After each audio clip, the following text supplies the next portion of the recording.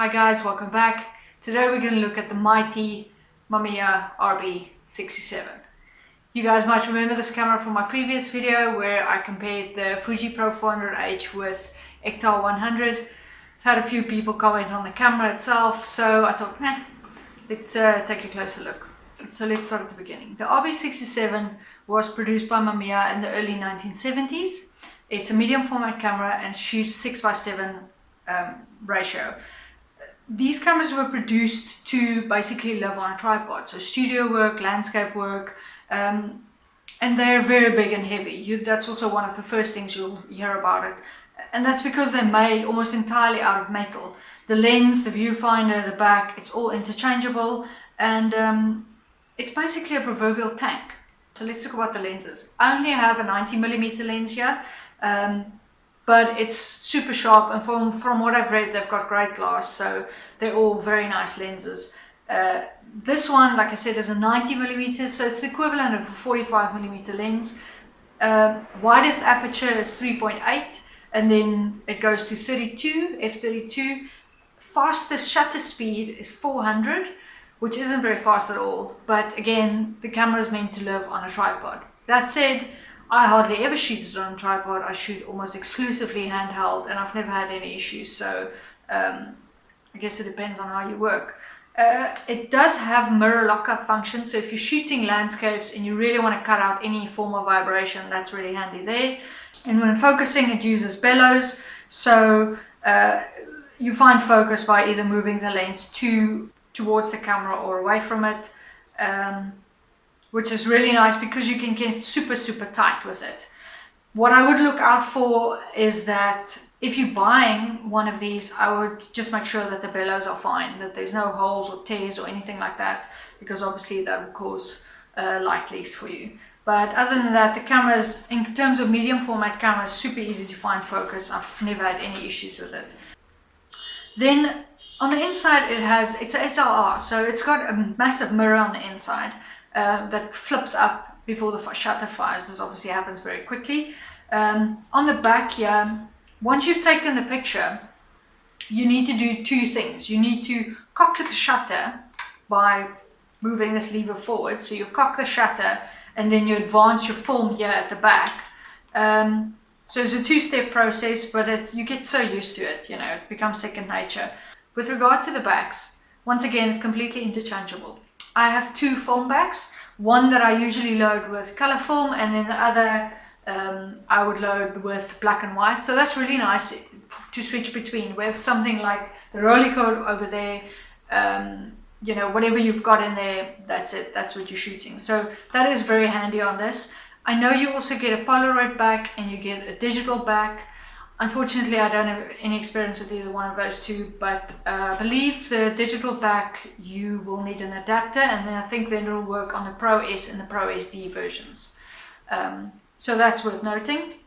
So like I said, it shoots 6:7 format, so on the roll of medium format film, you'll get about 10 images if you load your film correctly. And the RB stands for rotating back, so you can shoot landscape, or you can rotate it like this, and you'll shoot portrait format. So that's also very nice with this camera.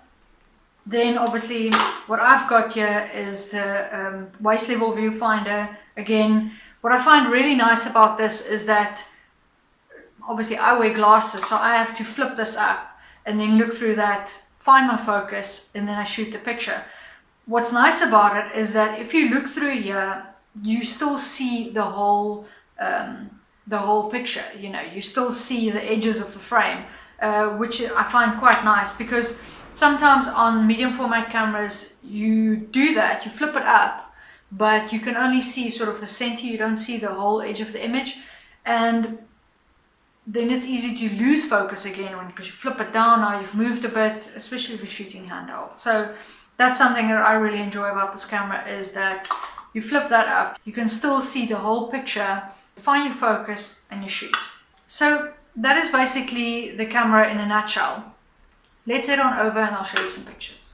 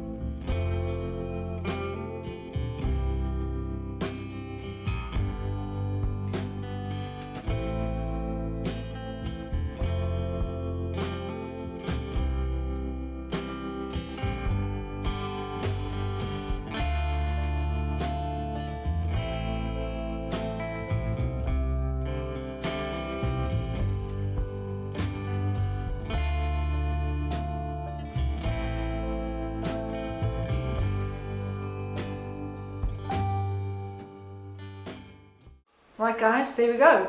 A few things worth noting about this camera is that if you're trying to get into medium format photography, this is a great option because they are quite easily available and they are quite affordable. So in terms of budget, it's a nice option.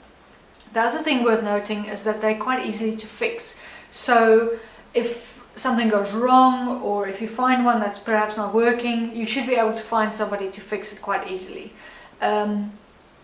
The downside, of course, is that they are big, they are very heavy, and they're a little bit awkward. That said, I have hiked with this camera, I've gone up mountains with this camera. Is it fun to carry up there?